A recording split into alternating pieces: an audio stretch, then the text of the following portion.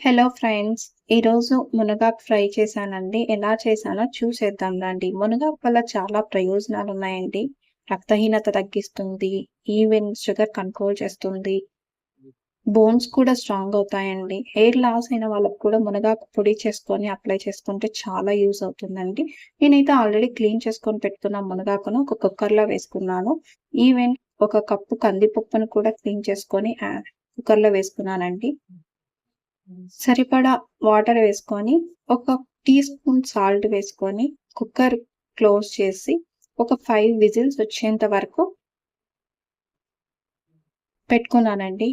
So, తర్వాత cooker gas అంతా వెళ్ళిపోయాక, నేను సెపరేట్ వాటర్ చేసుకునేకి ఒక బౌల్ తీసుకున్నాను. బౌల్‌లోకి వేసుకొని, కూల్ వాటర్ అందులో వేసుకొని చల్లారనివ్వాలండి.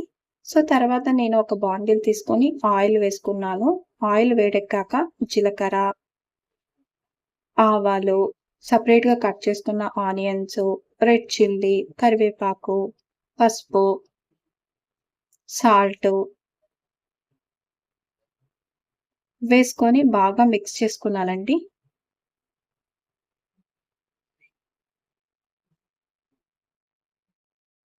సో, ఒక 5 మినిట్స్ ఒక 5 మినిట్స్ బ్రౌన్ కలర్ వచ్చే వరకు ఫ్రై చేసుకోవాలి.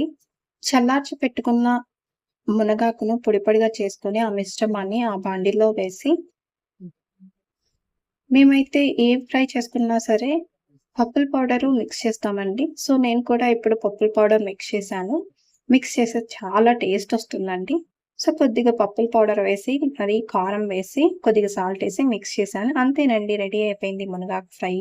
సో, మీకు నా రెసిపీ నచ్చినట్టయితే please do subscribe and like and comment.